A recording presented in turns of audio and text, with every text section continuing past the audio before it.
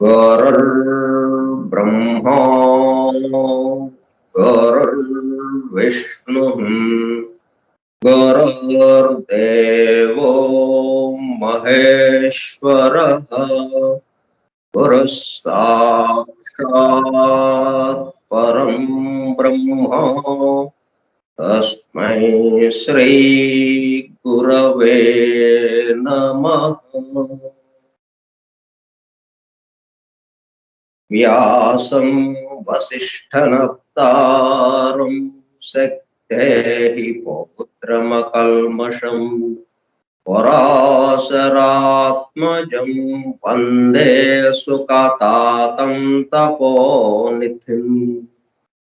शुक्लाम्बरधरं विष्णुं शशिवर्णं चतुर्भुजम् प्रसन्नवदनं ध्यायेत् सर्वविघ्नोपशान्तये। अगज आनन पद्मार्कं गजाननमहर्निशम्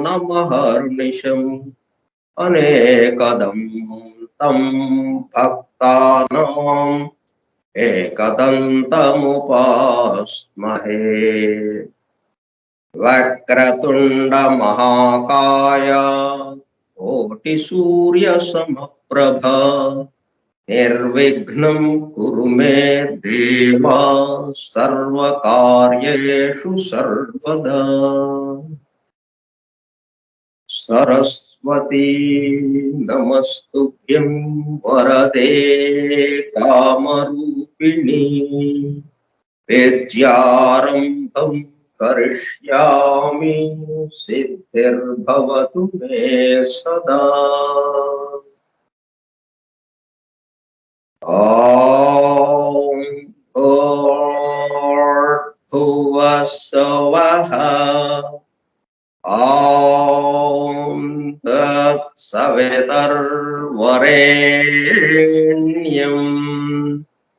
भर्गो देवस्य धीमहि धियो यो नः प्रचोदयात्।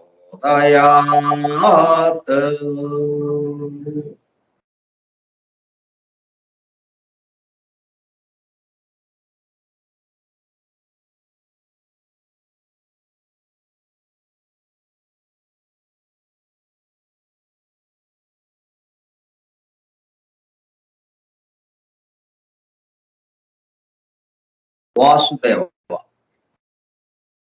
మనము ఏ లోకంలో ఉన్నా, భూలోకంలో ఉన్నా, కామలోకంలో ఉన్నా, మానసిక లోకంలో ఉన్నా, 7 విభాగాలుగా ఏవైతే ఉన్నాయో ఆ 7 విభాగాలు ప్రభావం చూపిస్తూ ఉంటాయి.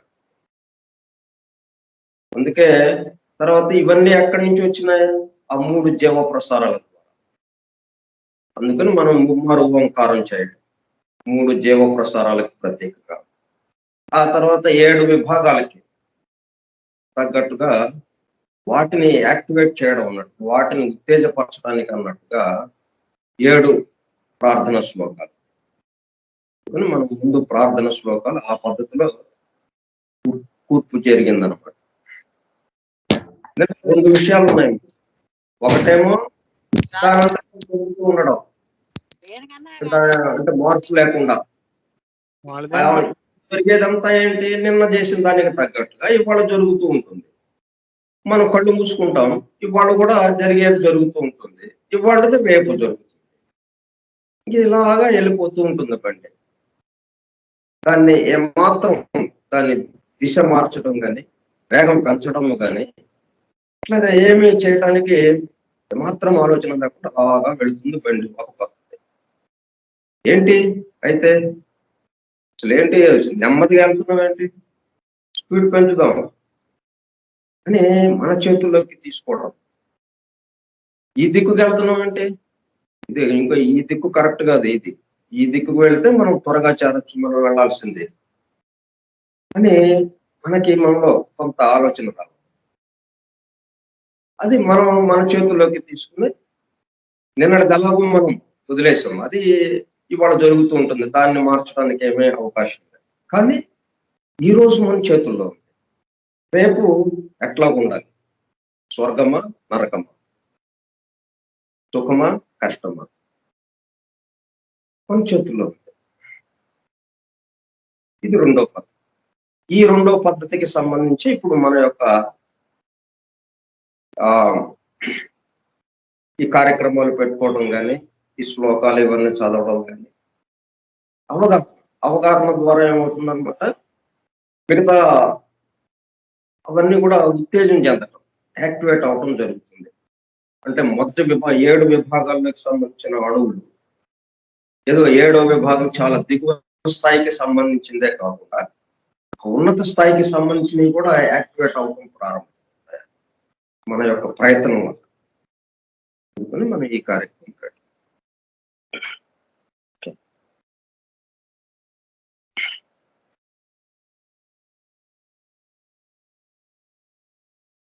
రెండు పద్ధతుల్లో ఎట్లాగైనా వెళ్ళొచ్చు.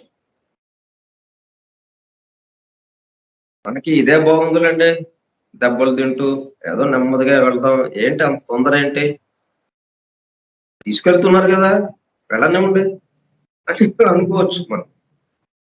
అట్లా కాదు, నేను వెళ్ళాలి, ఏంటిది వెంటనే వెళ్ళాలి అని అనుకోవచ్చు. అట్లా అనుకున్న వాళ్ళకి ఇదిగో ఇటువంటి కార్యక్రమాలు ఏంటో ఇది ఇట్లాగా బాగలేదు, దీని పద్ధతి మార్చేసేయాలి, వెంటనే నాకు దైవానుభూతి కావాలి, ఆ ఏకత్వ అనుభూతి కావాలి, నా స్వస్వరూప జ్ఞానం కావాలి, అసలు ఏంటిదంతా అన్నది నాకు ఇక్కడే కావాలి అన్నదానికి ఇదిగో ఇటువంటి కార్యక్రమం మనకు ఉపయోగపడతాయి, దోహదపడతాయి. కాబట్టి మనం ఇక్కడ వింటున్నామంటే జరిగేది జరుగుతుందిలే, నెమ్మదిగా ఏదో ఖాళీగా ఉన్నాం కదా అని 1 గంట ఇక్కడ కూర్చొని వింటున్నాం, ఎప్పటికైనా పనికి వస్తలే అని నీరసంగా కూర్చోవటం కాదు, కావాలి అంతే, పరిగెత్తాలి. అప్పుడు ఈ అధ్యయనం, ఈ పఠనము ఇవన్నీ మనకి ఉపయోగపడతాయి. చెప్పిన వాడికి కానీ విన్నవాడికి కానీ ఇద్దరికి కూడా మనల్ని చేరవలసిన లక్ష్యానికి చక్కగా చేరటానికి ఉపయోగపడతాయి.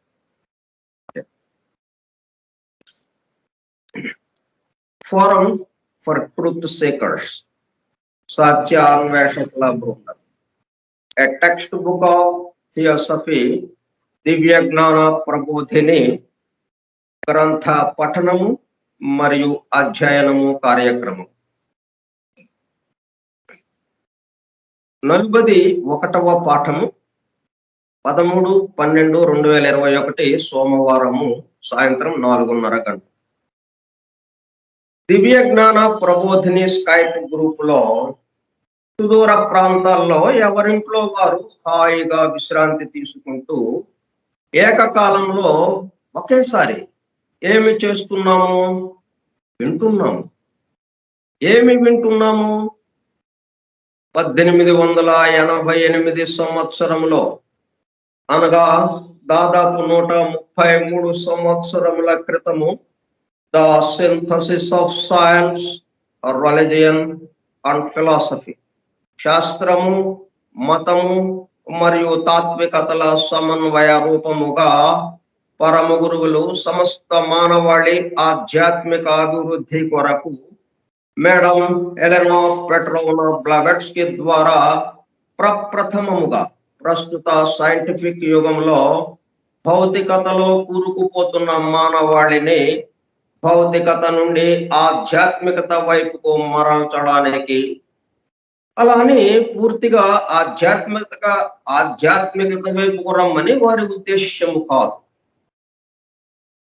అదే సమయంలో భౌతికత ఆధ్యాత్మికతల మధ్య సామరస్యము, సమతూకము, బ్యాలెన్స్ నిలపడానికి అందింపబడిన మ్యాగ్నమ్ ఆపస్ మహత్తర అద్భుత దివ్య జ్ఞాన గ్రంథము ద సీక్రెట్ డాక్ట్రిన్ కు గైడ్ బుక్ గా 1912 అనగా దాదాపు 108 సంవత్సరముల క్రితము చార్లెస్ వెబ్స్టర్ లెడ్బీటర్ దివ్య జ్ఞానము గురించి సామాన్య ప్రజానీకమునకు కూడా అర్థమయ్యే పద్ధతిలో రచించిన ఏ టెక్స్ట్ బుక్ ఆఫ్ థియోసఫీ ఆంగ్ల గ్రంథము.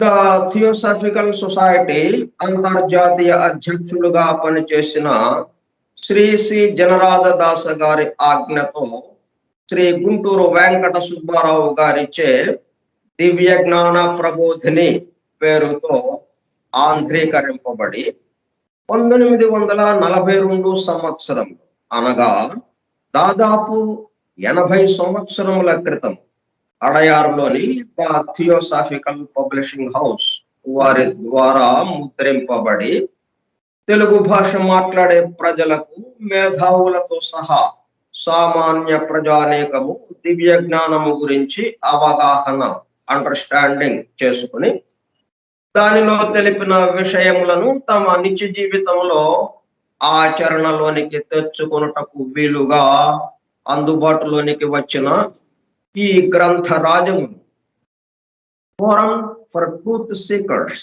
సత్యాన్వేషకుల బృందము ద్వారా నిర్వహింపబడుచున్న గ్రంథ పఠనము మరియు అధ్యయనము కార్యక్రమములో పోస్టర్ డోసుగా పఠిస్తూ అధ్యయనము చేయుచుండగా ఆ కార్యక్రమంలో పాల్గొని ఎలా వింటున్నాము? అత్యంత శ్రద్ధాసక్తులతో చెవియొగ్గి వినుచున్నా, అనగా ఒళ్ళంతా చెవులు చేసుకుని వినుచున్న ప్రియ సోదర శ్రోతలందరకు నమస్కారం.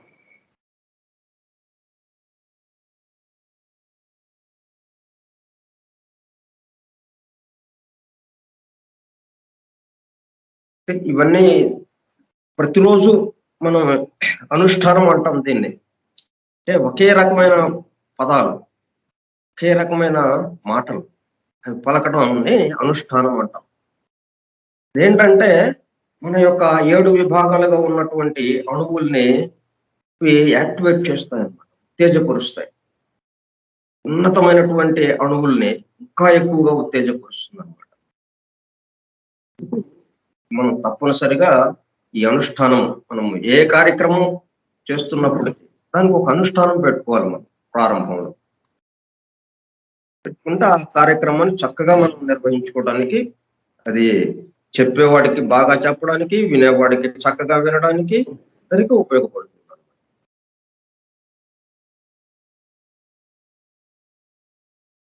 దివ్య జ్ఞాన ప్రబోధిని యోగి లెడ్బీటర్ గారు రాసిన ద టెక్స్ట్ బుక్ ఆఫ్ థియోసఫీకి ఆంధ్రీకరణం గుంటూరు వెంకట సుబ్బారావు చే ఆంధ్రీకరింపబడినది. అడయారు థియోసాఫికల్ పబ్లిషింగ్ హౌస్ వారిచే ప్రచురింపబడినది 1942 సంవత్సరం. సరే, 10 అధ్యాయములుగా ఉన్నటువంటి ఈ గ్రంథాన్ని 5 అధ్యాయములు పూర్తి చేసుకున్నాం. 6వ అధ్యాయమైనటువంటి మరణానంతర స్థితికి సంబంధించిన విశేషాలు తెలుసుకుంటున్నాం. భూలోకాన్ని వదిలేసాం, భూలోకాన్ని వదిలేసి కామలోకంలో సంచారం చేస్తున్నాం. ఇప్పుడు మనం కామలోకంలో విశేషాలు తెలుసుకుంటున్నాం. ఇదేంటంటే భూలోకంలో ఇక్కడ పరిస్థితులు మనకి ఎట్లాగైతే యథార్థంగా వాస్తవంగా ఉంటాయో, అంతే యథార్థంగా, అంతే వాస్తవంగా కామలోకంలో కూడా ఆ పరిస్థితులు ఉంటాయి. అయితే ఇక్కడ ఏంటంటే విశేషం, ఇక్కడ దీన్ని బట్టి భూలోకంలో మనం గడిపినటువంటి జీవితాన్ని ఆధారం చేసుకొని అక్కడ మనం ప్రవర్తించడానికి ఆధారం అవుతుందన్నమాట ఇది. అక్కడ ఎలా పడితే అలా తిరగటం కాదు. అక్కడ తిరగటానికి ముందే మనం ఇక్కడ ఏర్పాట్లు జరిగినాయి అన్నమాట భూలోకంలో. కాబట్టి భూలోకంలో మన యొక్క ఆలోచన విధానం, మనం మాట్లాడే తీరు, మనం విషయాల పట్ల మనకున్నటువంటి సందేహాలు, భయము, కోపము, ద్వేషము, ఈర్ష్య, అసూయ, ఇట్లా ఎన్నో రకాలు. ఈ 7 విభాగాలకి సంబంధించినటువంటి వేటితో ఎక్కువగా మనం ప్రవర్తించాం. పూర్తిగా భౌతిక స్థాయిలో మొరటుగా ప్రవర్తించామా? లేకపోతే కొంచెం సున్నితంగా ఉత్తమ స్థాయికి సంబంధించిన అణువుల యొక్క కదలికతో కొంచెం సున్నితంగా ఇతరులకి మనం ఇబ్బంది కలగకుండా, మన వల్ల ఇతరులు ఎవరు బాధపడరు. అవతల వాళ్ళు మనల్ని బాధ పెట్టినప్పటికీ పర్వాలేదు. కానీ మనం మాత్రం మన వల్ల ఎవ్వరికి కించింతు బాధ కలగకూడదు అన్న భావనతో జీవితాన్ని గడపటం. ఇట్లాగ హైయెస్ట్ ఐడియల్స్ తో సర్వీస్ చేయటం, మనకి చేతనైనంత ఇతరులకి చేసి పెట్టడం, ఇతరులకు సంతోషం కలిగించడానికి ప్రయత్నం చేయడం, ఇట్లాగా రకరకాలుగా మనం జీవితాన్ని గడుపుతాం భూలోకంలో. ఇది ఆధారంగా మనం కామలోకంలో తిరిగేటప్పుడు ఇవి ప్రతిఫలిస్తూ ఉంటాయి అక్కడ. కాబట్టి అక్కడ మనం సుఖంగా ఉండాలి, ఆనందంగా ఉండాలి. ఎందుకంటే ఇక్కడ కన్నా ఎక్కువ సుఖం పట్టడానికి అక్కడ అవకాశం బాగా ఉంది. స్వేచ్ఛ ఇక్కడ చాలా పరిమితులుగా ఉంటుంది మనకి. ఎందుకంటే దేహంలో బిగించి ఉన్నాం మనం. భౌతిక దేహంలో, దేహంలో, స్థూల జగత్తులో ఉండేటప్పుడు కల్లా మనకి చాలా పరిమితము ఉంటుంది అనమాట. ప్రతిదీ పరిమితం, రెస్ట్రిక్షన్స్. కానీ అక్కడికి వెళ్ళేటప్పుడు కల్లా పూర్తి స్వేచ్ఛ, ఆకలి దప్పులు లేవు. మనం ఒకళ్ళ కుటుంబ వ్యవస్థ అంట అలాగా ఇలాగా ఏమీ ఉండదు. మనం ఒక్కళ్ళు మొత్తం తిరుగుతూ ఉండడం, ఎక్కడ కావాలంటే అక్కడికి మరుక్షణం అక్కడ ఉంటాం. ఇలా మనం ఏది ఆలోచించుకుంటుంటే ఊహల్లో, ఇప్పుడు మనకి బాహుబలి సినిమాలో పేద కోట కట్టారు, పెద్ద సెట్టింగ్. అది మనం ఇక్కడ నిమిషంలో తయారు చేసేయచ్చు కామలోకంలో. అదనమాట. అంటే ఈ సినిమా పరిశ్రమకి సంబంధించిన వాళ్ళు ఎవరన్నా డైరెక్టర్ వీళ్ళు ఎవరైనా కానీ చనిపోయి కామలోకంలో తిరుగుతున్నారు అనుకుంటే వాళ్ళు ఒక సెట్టింగ్ వేద్దాం అనుకుంటారు, అలాగా ఊహించుకుంటారు. అది అలాగ ఉండాలి, ఇది ఇలాగ ఉండాలి, మొత్తం అక్కడ రెడీ అయిపోతుంది. అదే సెట్టింగ్ మనం భూలోకంలో చేయాలంటే కొన్ని వందల మంది కొన్ని నెలల పాటు పరిశ్రమ చేస్తే గానీ మరి ఆ సెట్టింగ్ రాదు. బాహుబలి ఎన్నాళ్ళు పట్టింది ఆ సినిమా మనకి షూటింగ్ చేయడానికి? అది అక్కడ నిమిషంలో అయిపోతుంది. అది ఇక్కడికి అక్కడికి తేడా.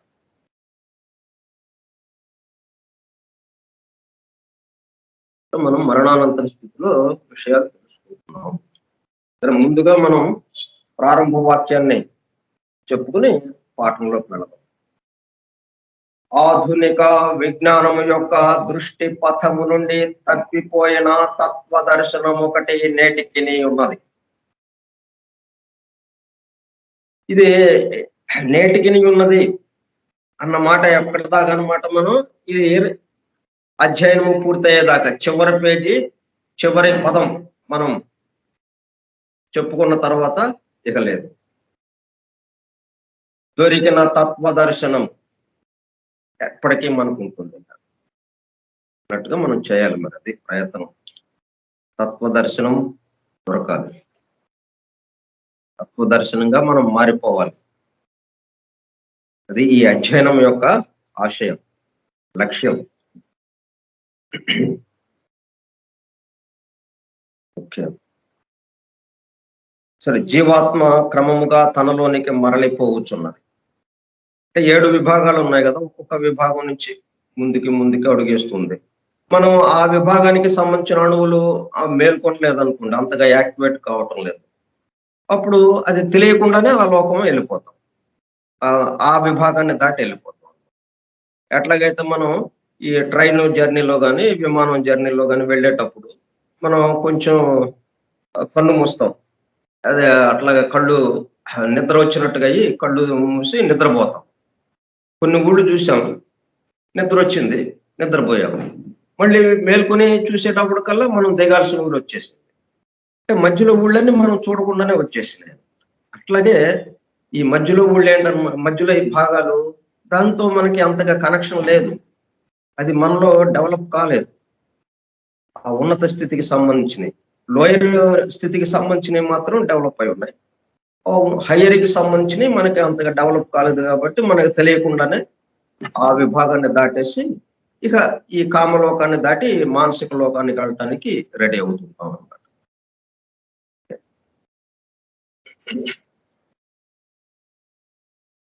ఈ లోకంలో అంటే కామలోకంలో రెండవ భాగము మూడవ దానికంటే తక్కువ స్థూలంగా ఉంటుంది. అంటే 7 నుంచి కదా మనకి లెక్క. స్థూలము 7, స్థూలాది స్థూలము, అత్యంత స్థూలం. అంతకన్నా స్థూలం ఉండదు అన్నట్టుగా ఉంటుంది. ఇక అక్కడి నుంచి 6, 5 ఇక అలా పైకి వెళ్ళే కొంది అంకె తగ్గే కొంది ఏంటనమాట స్థూలము తగ్గి సూక్ష్మం పెరుగుతూ ఉంటుందన్నమాట. పలచదనం పెరుగుతూ ఉంటుంది. ఆ అణువుల యొక్క చలన వేగం పెరుగుతూ ఉంటుంది. దానివల్ల సూక్ష్మమయ్యే కొంది మనలో ఉన్నత భావాలు మేల్కొనటం ప్రారంభమవుతాయి. ఈ లోకంలో రెండవ భాగము మూడవ దానికంటే తక్కువ స్థూలముగా ఉండదు. మూడవది మృతులను ఆహ్వానించు వారి కేళి రంగమైన ఎడల, రెండవది అంతకంటే అజ్ఞానులైన పూర్వ సంప్రదాయానుచరులకు స్థూల స్వర్గము.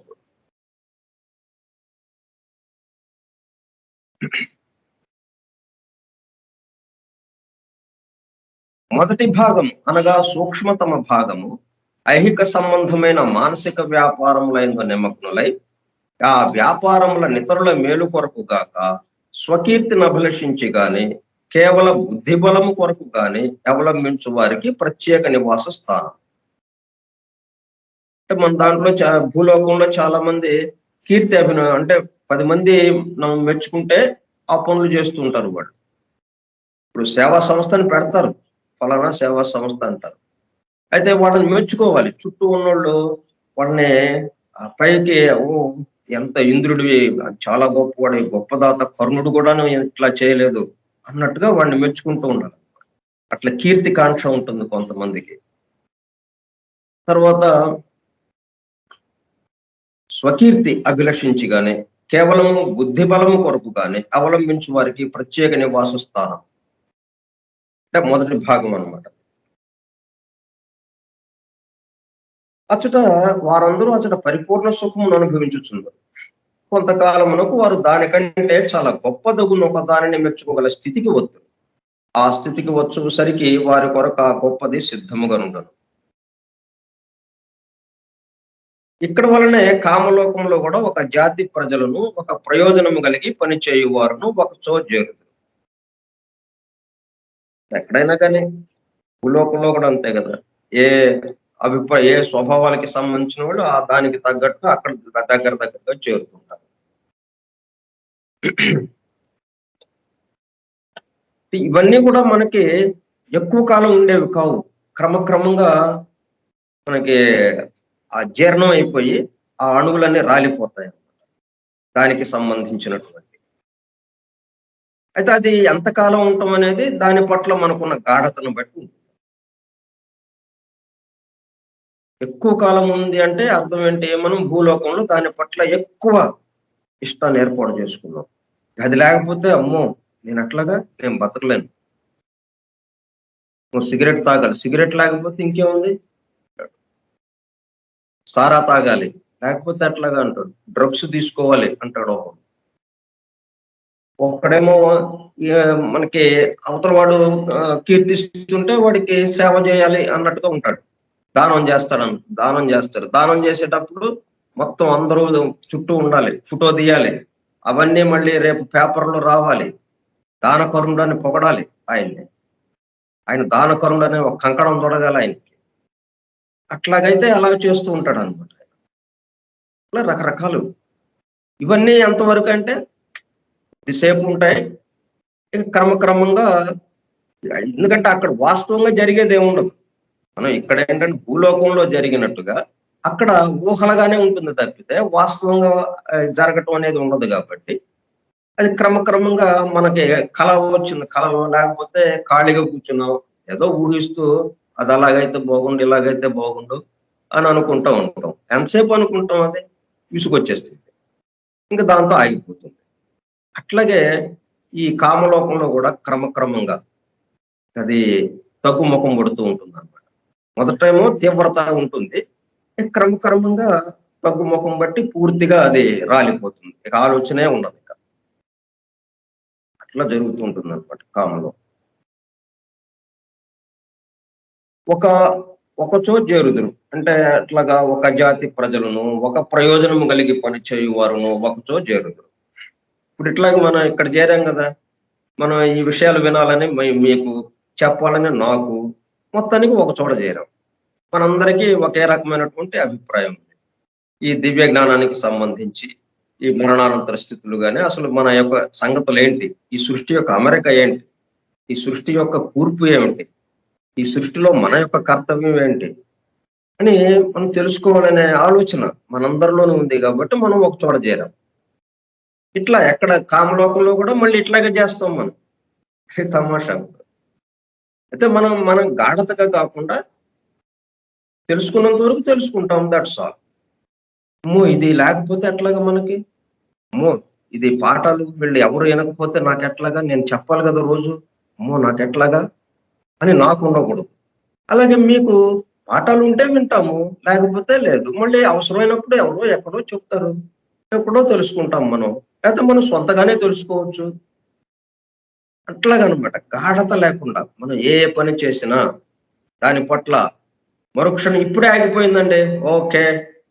అన్నట్టుగా ఉండాలన్నమాట మనం. అయ్యో! కరెంట్ పోయింది. ఈ కనెక్షన్ పోయింది. మనకి సిగ్నల్ లేదు. కార్యక్రమం ఆగిపోయింది. అయ్యో! ఎట్లాగా? ఏం పర్లేదు. అవసరం లేదు. ఇప్పుడు వరకు ఎంత తెలుసుకున్నామో అది చాలు మనకి. అన్నట్టుగా మనం ఎక్కడికక్కడ కట్ ఆఫ్ అన్నట్టుగా ఉండాలన్నమాట. అదే అట్లా కాకుండా కంగారు పడ్డాం అనుకోండి. అమ్మో! ఎట్లాగా ఇది లేకపోతే అంటే అక్కడ కూడా మళ్ళీ ఇదే సంగతన్నమాట.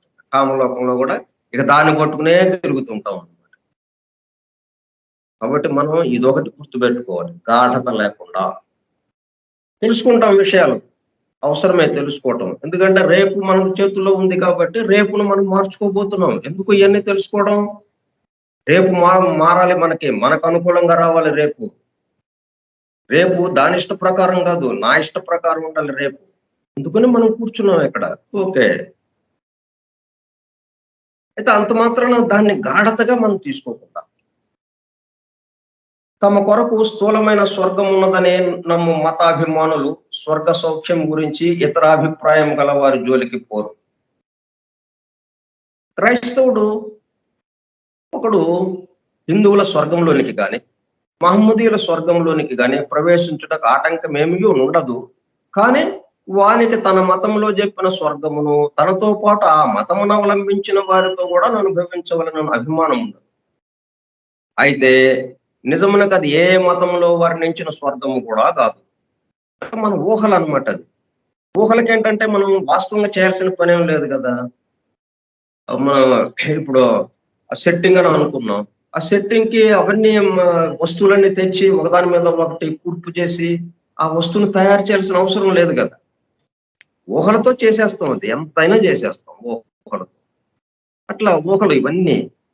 ఈ స్వర్గం ఇప్పుడు ఎవరు ఏ మతానికి సంబంధించి ఆ మతం వాళ్ళకి కొన్ని ఆలోచనలు మనలో జొప్పించి ఉంచుతారు. మనకి చనిపోయిన తర్వాత ఇలాగుంటుందంట, అలా ఉంటుందంట అని. ఇంకా అదే మనల్ని వెంటాడుతూ ఉంటుంది ఆ ఆలోచన. కాబట్టి దానికి తగ్గట్టుగా మనం మన వాళ్ళని చేర్చుకొని అందరం కూర్చొని ఆ ఆలోచనలతో ఉండడం. అంటే అక్కడ కూడా మళ్ళీ మతాలు అన్నమాట. పోవది అక్కడ కూడా పోదన్నమాట. ఏ మతానికి ఆ మతం. ఇంకా ఎక్కువ తీవ్రంగా ఉంటుందన్నమాట. భూలోకంలోనే ఇంకా తీవ్రంగా ఉంది ఇప్పుడు. దానికి కామలోకంలో మరింత తీవ్రంగా ఉంది. అయితే నిజమునకు అది ఏ మతంలో వర్ణించిన స్వర్గం కూడా కాదు. ఆ వర్ణనలకు తప్పు అర్థమును చేసి దానిని స్వర్గము అంటారు. నిజమైన స్వర్గం అనగానేమో మానసిక లోకం గురించి విచారించినప్పుడు తెలియదు. అసలైన స్వర్గం ఏంటంటే మానసిక లోకం. ఎందుకంటే అక్కడ కోరిక అనే దానికి లేదు, రంగు రుచి వాసన, ఈ ఆలోచన అనే దానికి రంగు రుచి వాసన ఏమి ఉన్నది ఇక. అప్పుడు ప్రశాంత స్థితి, నిశ్చల స్థితిగా ఉంటుంది. ఈ కథలకి ఎట్లా వచ్చింది? ఈ కామలోకానికి సంబంధించినటువంటి కోరిక అది జత అయ్యేటప్పుడు కల్లా ఇక కదలటం మొదలెట్టింది. ఆలోచన అయితే ఏమీ లేదు, ఆలోచన అంతవరకే. విందామండి, ఇది ఇది తెలుసుకుందాం అని ఒక ఆలోచన బయలుదేరింది అంతే. ఇది ఇప్పుడు తెలుసుకోవాలా, రేపు తెలుసుకోవాలా, లేకపోతే ఎవరి దగ్గర తెలుసుకోవాలి, ఎట్లా తెలుసుకోవాలి, ఇవన్నీ కామలోకానికి సంబంధించినవి. ఇది కూడినప్పుడు ఇక యాక్షన్ బిగిన్ అవుతుంది. యాక్షన్ బిగిన్ అవ్వాలంటే కామలోకానికి సంబంధించిన కోరిక, ఆ రాగము, అది జతకుండాలి. ఇప్పుడు ఎప్పుడైతే మనం కామలోక శరీరాన్ని కూడా విడిచేసి భూలోక శరీరం ఎట్లాగైతే వదిలేసాము, కామలోక శరీరాన్ని కూడా అది రాలిపోతుంది. మనం వదలటం కాదు, అది రాలిపోతుంది. అది రాలిపోగానే మానసిక శరీరంతో ఉంటాం. అప్పుడు ఇక దానికి కదలిక లేదే కదా. అది అసలైన స్వర్గము అంటే. ఇక్కడంతా ఏంటంటే మన యొక్క ఊహల. మనం మానసిక శరీరం గురించి మనం చెప్పుకునేటప్పుడు దాని యొక్క విషయం చెప్పుకున్నాం. కామ శరీర ద్రవ్యం యొక్క ఏర్పాటును మారనీయని వాడు ఆ లోకమునందు అంతటను స్వేచ్ఛగా సంచరించు.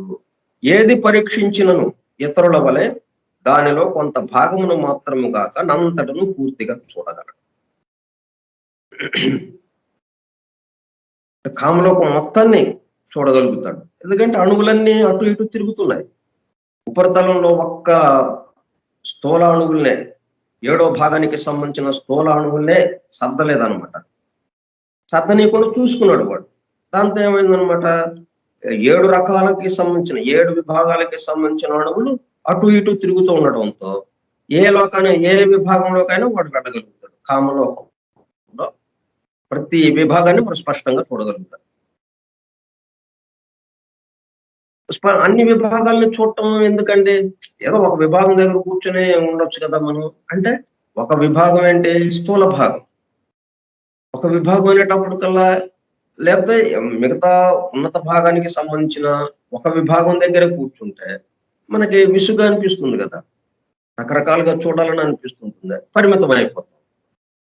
అదే 7 విభాగాలకి సంబంధించిన అణువులు అటు ఇటు తిరుగుతూ ఉంటే అట్లా మొత్తం చూడొచ్చు మనం.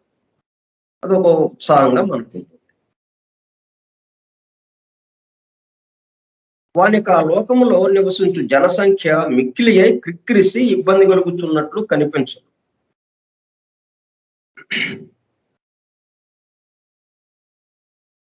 ఇప్పుడు ఏమవుతుందంటే మనకి, ఇప్పుడు భూలోకంలో ఉన్న వాళ్ళందరూ కనిపిస్తుంటారు కామలోకంలో. ప్లస్ భూలోకంలో లేకుండా ఈ మధ్యన చనిపోయిన వాళ్ళు ఉంటారు.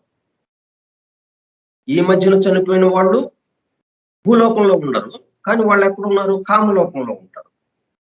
కాబట్టి ఇక్కడ ఎక్కువ మంది జనాభా ఉన్నట్టు అనిపిస్తుంటుంది. వాస్తవంగా భూలోకంలో జనాభా తగ్గింది అంటే కామలోకంలో జనాభా పెరుగుతుందని కాదు.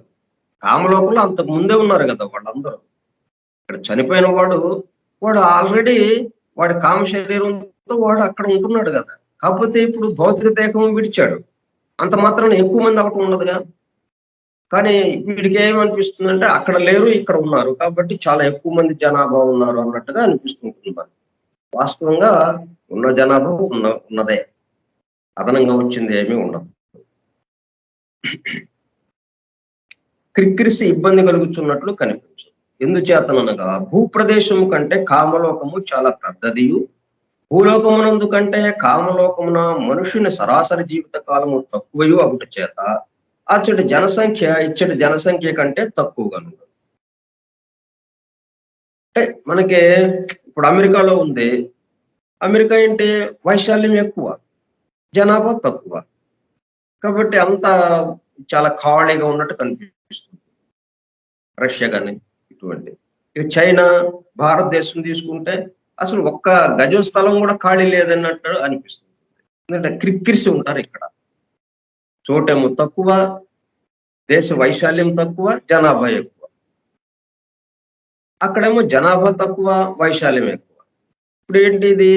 మనకి భూలోకం కన్నా చాలా ఎక్కువ వైశాల్యం కలిగింది కదా కామలోకం. అందుకని ఎంతమంది ఉన్నా కానీ జనాభా లేనట్టుగా ఉంటుందన్నమాట. అయితే కామలోక వాసులు మృతులు మాత్రమే గారు.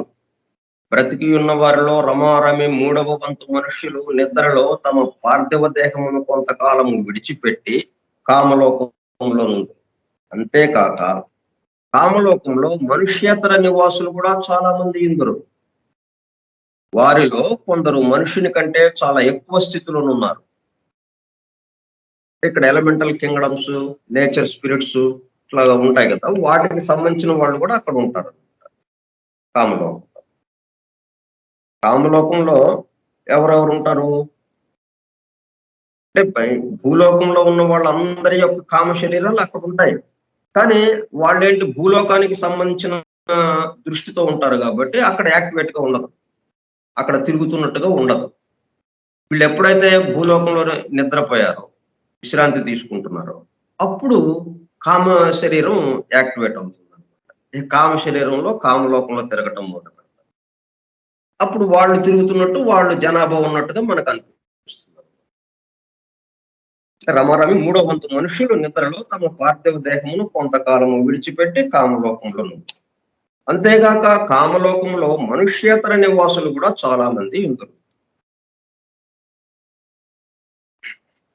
వారిలో కొందరు మనుషుని కంటే చాలా నెక్కువ స్థితిలో ఉన్నారు. క్షుద్ర దేవతా గణములు అతి విస్తారముగానున్నవి. క్షుద్ర దేవతలకి సంబంధించి ఎక్కువగా ఉంటారు. వానిలో కొన్ని కామలోకంలో నివసించును. అందరి జనసంఖ్యలో చాలా గొప్ప భాగము ఆ గణములతో చేరి ఉన్నది. ఆ దేవతా గణములలో చాలా మంది భూలోకం ముందు ఆకాశతత్వముచే నిర్మితమైన శరీరములలో వసించి ఉన్నారు. మన ఏదరికు డబ్బులను ఆకాశతత్వంకి సంబంధించింది ఏదరికు డబ్బులు. అక్కడ వాళ్ళు ఆ శరీరాల్లో వసించి ఉంటారు. వారు సామాన్య స్థూల నేత్ర దృష్టి కగుపడు రూపముల కంటే ఒక మెట్టు ఎక్కువ సూక్ష్మమైన రూపముతో ఉంది. ఆ గణములు మన స్థూల నేత్రంలో కగుపించు పరిస్థితులు కూడా తరచుగా సంభవించు. ఏకాంత పర్వత ప్రాంతములలో ఇట్టి దేవతలు సేద్యగాండ్రకు కనిపించునని సంప్రదాయ ప్రసిద్ధం. వారు వానిని వన దేవతలు, జల దేవతలు, క్షితి దేవతలు, అగ్ని దేవతలు మొదలైన పేర్లతో పిలుస్తారు. ఎక్కువగా ఎక్కడ ఉంటారన్నమాట, కామలోకంలో నివసిస్తుంటారు. అప్పుడప్పుడు కూడా వాళ్ళు ఆకాశతత్వ పదార్థంతో, భూలోకానికి సంబంధించిన ఆకాశతత్వ పదార్థం ఉంది కదా, సూక్ష్మ పదార్థం, ఆ పదార్థంతో తయారైనటువంటి శరీరాలతో ఇక్కడ కూడా తిరుగుతుంటారు అప్పుడు భూలోకంలో. వాళ్ళే మనకి నిర్మానుష్యమైన ప్రదేశాలు, జనసంచారం లేని చోట మనం దెయ్యాల్లాగా, భూతాల్లాగా కొంచెం కనపడడానికి అవకాశం. అంటే వాళ్ళ శరీరాలు పొగమంచు రూపంలో ఉంటాయి కదా, మనలాగా స్థూలంగా ఉండదు, స్థూల శరీరాలుగా ఉండవు. అందువల్ల భూలోకంలో కొంతమందికి వాళ్ళు కనిపిస్తూ ఉంటారు. వాళ్ళని జలదేవతలని వాళ్ళ యొక్క ఆకారాన్ని బట్టి అలా రకరకాల పేర్లతో పిలుస్తూ ఉంటారు. ఆ క్షుద్ర దేవతలు కామరూపులైనను సామాన్యముగా మానవ రూపంలో ధరించి ఉంది. వాళ్ళు ఏంటంటే ఏ రూపం కావాలంటే ఆ రూపాన్ని తీసుకోగలుగుతారు. వారి ఇంకనూ వ్యక్తిత్వమును బడాయనందున వారిని ఆకాశీయ జంతువులని, కామలోక జంతువులని అనవచ్చు. వాళ్ళు ఏంటంటే కిందకు దిగుతున్నారు అనమాట. పరిణామంలో ఇంకా వాళ్ళు ఈ ఖనిజ వర్గు, వృక్ష వర్గు వీటి దాకా రాలేదు. వాళ్ళు అంతకు ముందు వర్గులకి సంబంధించిన వాళ్ళు. అందువల్ల వాళ్ళ కామ శరీరం ఎటువంటి రూపాన్నైనా తీసుకోగలుగుతున్నారు. అయితే వ్యక్తిత్వము పడాయలేదు. ఇప్పుడు మనం ఏంటి, వ్యక్తిత్వం పడసి ఉన్నాం. ఈ జంతువు స్థితిలో సామూహిక ఆత్మ నుంచి విడిపడి విడిగా ఉన్నటువంటి జంతువు ఆత్మ ఇప్పుడు మనకు ఉపాధిగా ఉంది కదా, జీవాత్మకు ఉపాధిగా ఉంది. ఇట్లా వ్యక్తిత్వాన్ని పడిసి ఉన్నాం మనం. అవి ఏంటంటే ఇంకా వ్యక్తిత్వం పడలేదు, ఇంకా కిందకి దిగిరాలేదు. అవి కూడా ఈ కామలోకంలో సంచరిస్తూ ఉంటాయి. కామలోక జంతువులని అనవచ్చు. కానీ వారిలో చాలా మంది సామాన్యపు మనుషులతో సమానమైన తెలివి కలిగి ఉన్నారు. మనలో ఉన్నట్లే వారిలో కూడా జాతులు, గణములు ఉన్నాయి. ఆ దేవతా గణములను పృథ్వీ దేవతలు, ఆప్ దేవతలు, తేజో దేవతలు, వాయు దేవతలు అని 4 జాతులుగా భావించవచ్చు. అందులో వాయు దేవతలు మాత్రము సాధారణంగా కామలోకంలో నివసించరు. కానీ వారు విస్తారము సంఖ్య కలిగి కామలోకమున అన్ని భాగములలోనూ ఉన్నారు. ఇంకొక జాతి జీవులు కూడా ఈ లోకంలో ఉన్నారు. మనతో మనమే కాకుండా ఇంకా రకరకాల వాళ్ళు ఉన్నారు. ఈ కామలోకంలో ఎవరెవరు ఉన్నారు, ఎట్లాగా ప్రవర్తిస్తారు వాళ్ళు, ఎలాగా తిరుగుతుంటారు, వాళ్ళ లక్షణాలేంటి, అవి కూడా మనకి వివరిస్తున్నారు ఇక్కడ. ఇంకొక జాతి జీవులు కూడా ఈ లోకంలో ఉన్నారు. వారు ఉత్తమ దేవతలు. వారు పరిణామంలో మనుషుని కంటే చాలా ఉన్నత స్థితిలో ఉన్నవారు. కానీ వారిలో అతి హీన స్థితి యందు ఉన్నవారు. అనగా మనం అన్ని విధములా మంచివాడను మనుష్యుని వికాస అవస్థలో ఉన్నవారు మాత్రం కామలోకంలో ఉంది.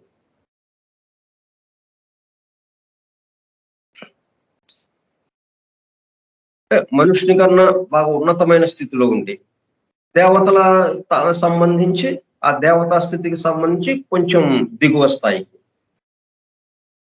అటేమో బాగా పూర్తిగా దిగువ స్థాయి. జస్ట్ ఇప్పుడే దేవతా స్థాయిలోకి వస్తున్నాడు, స్థూలంగా ఉన్నాడు ప్రస్తుతము. ఇక క్రమక్రమంగా ఉత్తమ దేవతలుగా మారుతాడు, ఉత్తమ దేవతగా మారుతాడు.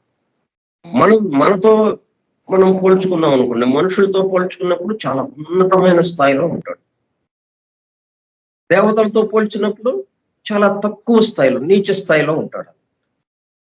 వాళ్ళు కూడా ఇక్కడ దీంట్లో ఉంటారు. ఇది ఆ క్షుద్ర దేవతా గణాలు ఉన్నట్టే వీళ్ళు కూడా ఉంటారు ఇక్కడ. మన సౌర కుటుంబంలో నివసించు వారు మనుషులు ఒక్కరే కాదు, మనుషులందులో ముఖ్యులైనను గారు. మనమే మొత్తాన్ని నడుపుతున్నట్టు మనం అనుకుంటాం. ఇదంతా మన చేతిలో ఉంది, ఈ గ్రహాలన్నిటినీ మనమే నడుపుతున్నాం అన్నట్టుగా ఫీల్ అవుతాం.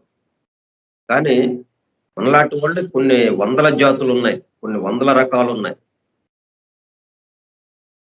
అట్లాగే ఈ ముఖ్యమైన మళ్ళీ మనం గ్రేడింగ్ చేసినప్పుడు వీళ్ళు చాలా ముఖ్యమండి, వీళ్ళ వల్ల కొంత నడుస్తుంది సృష్టి అని చెప్పుకోవడానికి వచ్చినప్పుడు ఈ మనుషులది తక్కువ, దానికి ఈ మనుషుల ప్రస్తావన లేదు దాంట్లో. ఈ సృష్టికి సంబంధించిన దాంట్లో చాలా ముఖ్యమైన వాళ్ళు ఎవరండి అంటే వేరే వేరే వస్తాయి, కానీ మనుషులది రాదు. మనుషులు అందులో ముఖ్యులైనను గారు. మన సౌర కుటుంబంలో నివసించువారు అంటే ఈ గ్రహాలు, సౌర కుటుంబం మొత్తం కలిపి. ఇట్లాగే సౌర కుటుంబాలు ఎన్నో ఉన్నాయి. 12 సూర్యులు. మన సూర్యుడు ఏం చేస్తున్నాడు, ఈ గ్రహాలన్నిటినీ వేసుకుని మళ్ళీ ఇంకొక పెద్ద సూర్యుడు ఉన్నాడు, ఆ సూర్యుడు చుట్టూ తిరుగుతున్నారు. అట్లా ఎంతమంది, 12 మంది సూర్యులు. ఒక పెద్ద సూర్యుడు చుట్టూ ఇంకొక సూర్యుడు ఉన్నాడు, ఆయన చుట్టూ వీళ్ళు తిరుగుతున్నారు తమ తమ గ్రహాలను తీసుకుని, ఉపగ్రహాలను తీసుకుని. ఈ విధంగా కుటుంబం మొత్తం అలాగా ఉందన్నమాట. అంత గొప్ప సౌర కుటుంబంలో మరి మనుషులు ఒక్కళ్ళే కాదు, అక్కడ ఉంది ఎన్నో రకాలు. అందులో ముఖ్యమైన వాళ్ళు మనుషులు అనుకుంటానికి కూడా లేదు మళ్ళీ, అలా ఉందన్నమాట. మానవ పరిణామముతో సరి సమానముగా పరిణామము నొందుచున్న జీవులు ఇంకనూ గలవు. ఆ జీవులన్నీ మనుష్య వర్గ ద్వారా పరిణామం పొందనక్కరలేదు. ఈ పద్ధతిలోనే రావాలి. ఇప్పుడు ఆ జంతు స్థితికి సంబంధించి ఆ ఉపాధి మనకి ఇవ్వటం, ఆ ఉపాధిలోకి జీవాత్మ రావడం, 3వ జీవ ప్రసారం ద్వారా ఈ నెమ్మదిగా ఈ దేహం యొక్క అణువుల్ని, ఈ దేహాత్మ అణువుల్ని పరిపూర్ణం చేసి దీన్ని ఉత్తమ గణానికి తీసుకువెళ్ళి, ఉత్తమ దేవతా గణానికి క్రమక్రమంగా ఏకత్వానుభూతిలోకి తీసుకువెళ్ళటం. ఇది మనకి సంబంధించింది, మానవుల పరిణామానికి సంబంధించింది. కానీ ఇదే పద్ధతిలో కాకుండా ఇంకా ఎన్నెన్నో పద్ధతులతో ఎంతో మంది ముందుకు వెళ్తా ఉన్నారు పరిణామంలో ఆ ఉన్నత స్థితికి. మనుష్య వర్గు ద్వారా పరిణామం పొందనక్కరలేదు, కానీ మనుష్య స్థితికి సమమైన స్థితి ద్వారా పరిణామం పొందేది. ఆ పరిణామ మార్గములలో ఒకదానిలో మీద చెప్పిన క్షుద్ర దేవతలను, ఆ మార్గంలోనే కొంత ఉన్నత స్థితిలో ఉత్తమ దేవతలను ఉన్నారు. అంతకుముందు మనం 2 రకాల వాళ్ళని చెప్పుకున్నాం కదా, క్షుద్ర దేవతలు, క్షుద్ర దేవతా గణాలు కామలోకంలో అతి విస్తారంగా ఉంటారు. అట్లాగే ఉత్తమ దేవతలు వాళ్ళ పరిణామం ఇంకో రకంగా జరుగుతూ ఉన్నదన్నమాట మనతో పాటు. మనము పరిణామమునందు ప్రస్తుతం ముందున్న స్థితిలో మనకి దేవతలతో సంపర్కము బహు అరుదుగా కలుగుతుంది. కానీ మనము పురోవృద్ధి నొందిన కొలతయు వారిని ఎక్కువ తరచుగా చూడవచ్చు. అంటే మనం మనతో పాటు వాళ్ళను కూడా వాళ్ళు మనతో పాటు ప్రయాణిస్తున్నారు. అయితే మనకి ప్రస్తుతం ఉన్న పరిణామాన్ని బట్టి వాళ్ళతో అంతగా మనకి పరిచయం లేకుండానే, వాళ్ళతో సంపర్కం లేకుండానే ఎవరి దారిని వాళ్ళు వెళ్తూ ఉన్నాం. ఎందుకంటే అంత వాళ్ళని పట్టుకునేంత స్థితి మన దగ్గర కూడా లేదు. మన మనమంతా స్థూలానికి సంబంధించి అంటే 7 విభాగాల్లో దిగువ 7, 6, 5, 4 అక్కడ వరకే మనం ఆగిపోతున్నాం. ఇంకా పై విభాగాలకు వెళ్ళినప్పుడు వాళ్ళతో సంపర్కం, వాళ్ళతో మనం జతకూడటం, ఒకళ్ళకొకళ్ళు సహాయం చేసుకోవడం ఈ విధంగా జరుగుతుంటుంది. వారిని ఎక్కువ తరచుగా చూడవచ్చు. ఇప్పుడు మనము పురోవృద్ధి నొందిన కొలది. ఎందుకు ఇవన్నీ చెప్తున్నారంటే వాళ్ళతో మనం పనులు చేయించుకోవడం. అంటే మనకి వాళ్ళు పనులు చేస్తారు. ఎందుకని? వాళ్ళ అభివృద్ధి, వాళ్ళ పరిణామం త్వరగా అభివృద్ధి చెందటానికి. వాళ్ళు పరిణామంలో మరింత ఉన్నత స్థితికి వెళ్ళడానికి సహాయం, సేవ. మన ఈ సృష్టి మొత్తం మీద దేని మీద ఆధారపడి ఉందన్నమాట? సర్వీస్. ఆ సేవ. ఎంత సేవ చేస్తే అంతగా ఉన్నత స్థితికి పరిణమించటం. పరిణామం అంతా కూడా సర్వీస్ మీద ఆధారపడి ఉందన్నమాట. సర్వీస్ అంటే మళ్ళీ మనం పొరపాటు పడకూడదు. ఏదో దానికి సంబంధించి వేరే వేరే పనులు ఉన్నాయి. అనాథ శరణాలకు సేవ చేయటం, ఇంకా వేరే రకాలుగా సేవ చేయటం ఇట్లాగా కాదు. మన నిత్య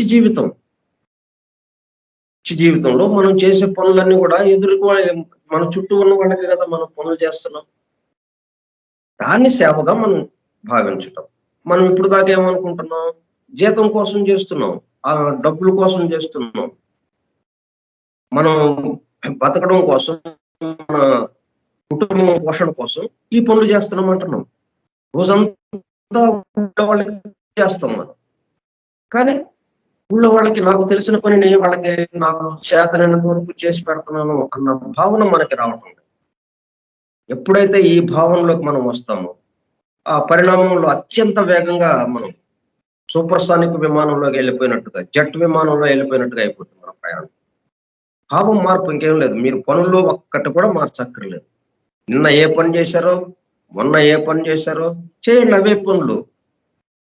కానీ రేపు ఎట్లాగ చేయాలి? ఈ క్షణం నుంచి ఎలాగ చేయాలి? నాకు చేతనైన పని వాళ్ళకి చేసి పెడుతున్నాను. చూడండి మరి ఎంత తేడా వస్తుందో మీకు. అంటే సర్వీస్ మీద ఆధారపడింది సృష్టి మొత్తం. పరస్పర సహకారం. ఎదుటి వాళ్ళకి చేయకుండా మనం ఒక్కళ్ళమే ఉట్టి ఎక్కి ఊరేగటం అనేది జరగని పని. నేను ఎవరితోనూ నాకు సంబంధం లేదండి. నేను ఇంట్లో కూర్చొని హాయిగా కూర్చుంటాను. రిటైర్ అయ్యాను. నాకేదో పెన్షన్ వస్తుంది. అంత కూర్చుంటాను. అంటే మరి పెన్షన్ ఎవడిస్తాడు నీకు? పెన్షన్ ఎవడిస్తాడు? నీకు తిండి ఎలాగొస్తుంది? నువ్వు ముద్ద పెట్టుకోవాలంటే నోట్లో పంట పండించాలా అక్కడ? ఎంతమంది కష్టపడితే నీకు ఒక ముద్ద నాలుక మీదకెళ్తా ఉంది. ఇతరులతో సహకారం లేకుండా మన జీవితం గడపడం అనేది కుదరదు. అలాగే మనం ఇతరులకి సహకారం చేయాలి. ఒకటి ఇవన్నీ ఇట్లాగా వీళ్ళందరూ కామలోకంలో మనకి తటస్థపడుతూ ఉంటారు. అప్పుడేంటనమాట వాళ్ళతో మనం సంపర్కం ఉంటే, అంటే వాళ్ళ స్థాయిలోకి వెళ్ళాలంటే మనం కొంచెం ఉన్నత భావాలుగా ఉండడం. భూలోకంలో చక్కటి ఉన్నత భావాలతో గనక మనం జీవనం సాగిస్తే, మన వల్ల ఎదుటి వాళ్ళకి ఇబ్బంది కలగకుండా, మనం ఎదుటి వాళ్ళకి మంచి చేయడానికి ప్రయత్నం చేయడం. అట్లాగా జరుగుతూ ఉంటే మన జీవితాన్ని గడుపుతూ ఉంటే వాళ్ళతో సంపర్కం కలుగుతుంది. అప్పుడు మనకి వాళ్ళు సహాయం చేస్తారు. వాళ్ళ సహాయం వల్ల మన యొక్క పరిణామం మరింత తొందరగా అభివృద్ధి చెందడానికి వీలవుతుంది. మనం వాళ్ళ సహకారంతో ఈ చుట్టూ ఉన్న వాళ్ళకి ఎక్కువ సేవ చేయటానికి వీలవుతుంది. మనుషుని మోటు భావములు అనగా ఏమాత్రమైన అహంభావంతో కూడిన భావం అన్నీను క్షీణించిపోయినప్పుడు ఇదంతా రాలిపోవటం ఇక్కడంతా. మనం భూలోకంలో అయితేనేమో ఈ పార్థివ దేహాన్ని అంటే వెంటనే ఒక్క క్షణంలో వదిలేసి వచ్చేయడం, ఏం లేదు. మిగతాది ఇక్కడ ఉన్నోళ్ళు చూసుకుంటారు, అదంతా వాళ్ళకి సంబంధించిన వ్యవహారం. చుట్టూ ఉన్నోళ్ళు దాన్ని ఏం చేయాలా, ఏంటా, తగలబెట్టాలా, లేకపోతే పోటు చేయాలా, ఏం చేయాలా అనేది వాళ్ళు చూసుకుంటారు. ఇంకా లేకపోతే పిరమిడ్లో అలాగా బాడీని రసాయనాలతో జాగ్రత్తగా భద్రపరచాలా, లేకపోతే లెనిన్ దేహం లాగా, లెనిన్ వీళ్ళ కమ్యూనిస్టులు కొంతమంది ఉన్నారు కదా, వాళ్ళ దేహం లాగా పెట్టారు. సరే తర్వాత మొత్తం పడగొట్టేశారు అనుకోండి. అది అట్లాగా ఆ దేహానికి సంబంధించి ఇక మనకి సంబంధం లేదు, వదిలేసేయటం, వచ్చేయటం. కానీ ఈ కామలోకానికి వచ్చినప్పుడు కల్లా, ఎందుకంటే అది దాంట్లో చేరాం మనం అద్దీంట్లో చేరినట్టుగా మనం ఏం చేసాము, ఆ తల్లి గర్భంలో తయారైనటువంటి ఆ దేహంలో, ఆ పార్థివ దేహంలో, ఆ స్థూల దేహంలో మనం చేరాం. అందుకని మనం ఇంట్లో చేరాం. ఇక్కడ ఖాళీ చేయాలి. ఖాళీ చేయాలంటే ఇక వచ్చేయటమే కదా. ఇంకా దీనికి సంబంధించి ఏం చేస్తాం మనం? ఇంటికి సంబంధించి మనకేం లేదు కదా. మనకున్న ఆ సామాను ఏదో చూసుకుని వాటితో వెళ్ళిపోతాం. ఈ ఇంటి గురించి మనం ఆలోచించాం కదా. అట్లాగే భౌతిక దేహం గురించి మనకు ఆలోచన లేదు. కానీ కామ శరీరము, మానసిక శరీరము అవి అట్లాగా మనం కట్టుకున్నాం, అవి మనం నిర్మించుకున్నాం. అందుకని ఇప్పుడు కామ శరీరము రాలిపోవాలి అంటే, దాన్ని వదలాలి అంటే రాలిపోవాలి. దాని అంతటి కదా రాలిపోవాలి. రాలిపోవాలంటే దానికి సంబంధించినటువంటి రాగాలు, కోపము, ద్వేషము, ఈర్ష్య, అసూయ అన్ని కూడా నెమ్మదిగా జీర్ణం అయిపోవాలన్నమాట. ఇంకా అది లేని స్థితి రావాలన్నమాట. అప్పుడు ఆ కామ శరీరము రాలిపోతుంది, అణువులన్నీ కూడా రాలిపోతాయి. రాలిపోతే ఇంకా కామ శరీరము ఇంకా లేదు. మనకి కామ శరీరం లేదు అంటే కామలోకం నుంచి ఇక బయటపడడం, కామలోకంలో నుంచి బయటకి వచ్చేసినట్టు. కామ శరీరము ఉంది అంటే కామలోకంలో ఉన్నాం, కామ శరీరము లేదు అంటే కామలోకంలో ఎందుకు ఉంటాం? కామలోకంలో ఉంటాం. మరుక్షణం ఎక్కడ ఉంటాం? మానసిక లోకానికి వెళ్ళిపోతాం, మానసిక శరీరం. కాబట్టి ఆ భావాలన్నీ ఏమాత్రము అహంభావంతో కూడిన భావములు అన్నీను క్షీణించి పోయినప్పుడు వాని కామలోక జీవితం అంతమై జీవుడు మానసిక లోకంలో ప్రవేశించును.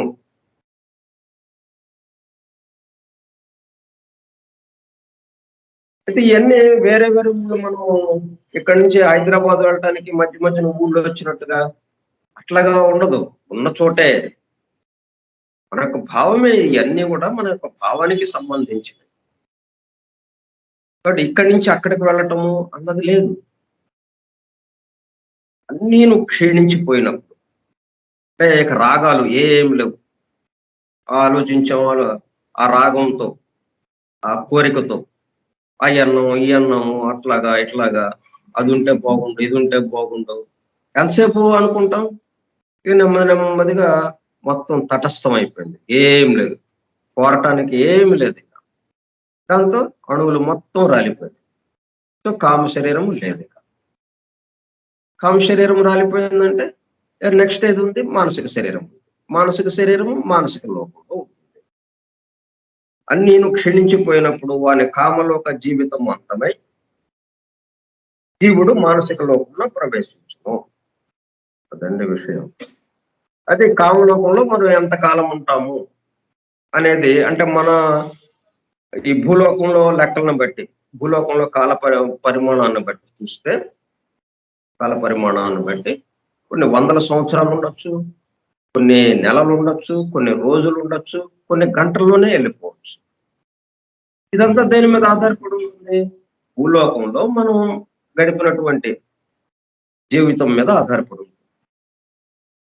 మనం వాటి పట్ల ఎంత కోరిక పెంచుకున్నామో అంత ఎక్కువ కాలం మనం దాని మీద కామలోకంలో ఉండాలి. మనం ఎంత తక్కువ కోరికతో ఉంటే వస్తే బాగానే ఉంటుంది. ఇవాళ కూర ఇది ఉంటే ఇవాళ వంకాయ మనకి ఇష్టమైన కూర ఏదో ఉంటుంది, అది వండమన్నారు. ఇంట్లో వాళ్ళకి అది కుదరలేదు. పోన్లే ఇంకోసారి ఉండదు కానీ ఏముంది దానికి, వాళ్ళతో అయిపోలేదు కదా మనకి. ఇంకా రోజు బతికిందన్నాళ్ళు తింటానే ఉంటాం కదా, లేండి రేపు ఉండొచ్చు అని వండిన కూరను తిని వెళ్ళిపోవటం ఒక పద్ధతి. అట్లా కాకుండా ఏ ఏంటిది నేను ఆ కూర వండమంటే ఈ కూర వండావు అని ఆ కంచం నుంచి లేచి కంచాన్ని ముందు దూరంగా జరిపేసి లేచి అన్నం తినకుండా లేచి వెళ్ళిపోవడం ఒక పద్ధతి. ఇప్పుడు వీళ్ళిద్దరిలో ఎవరు కామలోకంలో ఎక్కువ కాలం ఉంటారు? ఆలోచించండి మీరే. ఏముంది రేపు చేసుకుందాం పెద్ద విషయం ఏముంది దీంట్లో అని ఆ పూట చేసిన కూరతో అన్నం తిని మెదలకుండా వెళ్ళిపోవటం. వాడేంటి ఒక గంటలోనో లేకపోతే ఒక నెలలోనో ఒక సంవత్సరం లోపు వాడు కామలోకంలో నుంచి మానసిక లోకానికి వెళ్ళిపోతాడు. ఇట్లా గొడవ చేసినోడు సంవత్సరాలు అలాగ ఉండాలి. ఎందుకంటే అంత గాఢత. కాబట్టి మనం చాలా జాగ్రత్తగా ఇక్కడ మన ఆలోచన విధానము, మన స్వభావము, ఇతరులతో వ్యవహరించే తీరు, విషయాల పట్ల మనకున్నటువంటి ఆ గాఢత ఇవన్నీ కూడా మనం జాగ్రత్తగా తూనిక వేసుకోవాలన్నమాట. జాగ్రత్తగా తూకం వేసుకుంటూ వెళ్ళాలి. ఎంత తక్కువ గాఢత ఉందా అంత తక్కువ సమయంలో మనం కామలోకాన్ని వదిలేస్తాం. ఎందుకండి కామలోకంలో ఎక్కువ కాలం ఉంటే ఏమవుతుంది? ఏముంది అభివృద్ధి ఆగిపోతుంది, అంతకంటే అభివృద్ధి ఆగటమే కాకుండా చికాకుగా ఉండటం, దుఃఖంతో ఉండటం. కాలం అంతా మనకి ఎందుకంటే మనం మళ్ళీ భూలోకంలోకి వచ్చినప్పుడే మన అభివృద్ధి. భూలోకంలో పార్థివ దేహంలో ఉన్నప్పుడే మనకు అభివృద్ధి తప్పితే, ఇక మనం కామలోకంలో చానాళ్ళు ఉన్నాం, మనకి చాలా అభివృద్ధి వస్తుందండి? ఏం లేదు. మానసిక లోకంలో చానాళ్ళు ఉన్నామండి, చాలా అభివృద్ధి పడడం వస్తుంది మాకు ఎక్కువ కాలం ఉంటే? ఏం లేదు. మీరు ఎంత ఎక్కువ కాలం ఉంటే అంత కాలాన్ని మీరు నిష్ఫలమైపోతుంది, అంతే, ఇక వృధా అయిపోతుంది. ఎంత తొందరగా వాటిని వదిలి మళ్ళీ పార్థివ దేహంలోకి వస్తే, మళ్ళీ పునర్జన్మ ఎత్తి పార్థివ దేహంలోకి వచ్చామా మళ్ళా అభివృద్ధి మొదలవుతుంది అనమాట. కాబట్టి ఇవి ఎంత తొందరగా వదిలితే అంత మంచిది. ఎంత తొందరగా ఆ లోకాలను వదలాలంటే, ఆ శరీరాలు రాలిపోవాలి, ఆ లోకాన్ని వదలాలి అంటే మనం భూలోకంలో మన యొక్క ప్రవర్తన, మన స్వభావము వీటి మీద ఆధారపడు. కాబట్టి ఇది కామలోక జీవితం.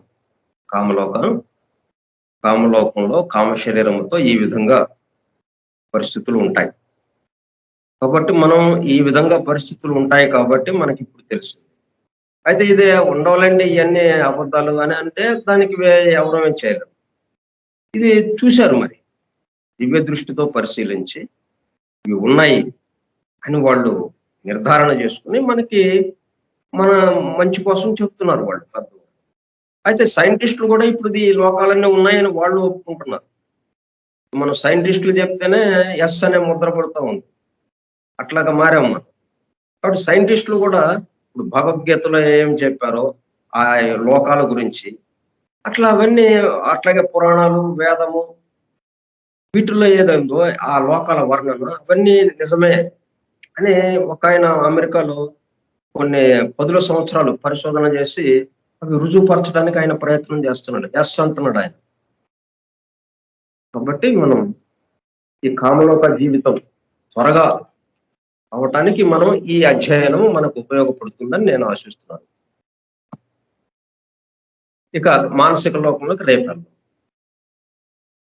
స్వస్తి ప్రజాభ్యః పరిపాలయంతాం న్యాయేణ మార్గేణ మహిం మహిషాః ఓ బ్రాహ్మణేభ్యః శుభమస్తు నిత్యం లోకాః సమస్తాః సుఖినో భవంతు లోకాః సమస్తాః సుఖినో భవంతు లోకాః సమస్తాః సుఖినో భవంతు. ఓం శాంతి శాంతి శాంతి. ఓపికగా విన్న అందరికీ ధన్యవాదములు. ప్రియ సోదరులందరికీ.